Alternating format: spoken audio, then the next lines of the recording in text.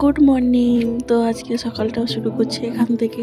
তো উঠেই সোয়েটার পরে নিচে, জানো তো আমার না সোয়েটার চাদর কিছুই নিতে খুব একটা ভালো লাগে না, কারণ আমি উঠি দেরি করে, রোদ উঠে যাওয়ার পরে তখন আর কিছু লাগে না। আজকে একটু তাড়াতাড়ি উঠতে হয়েছিল, তাই জন্যই উঠেছিলাম।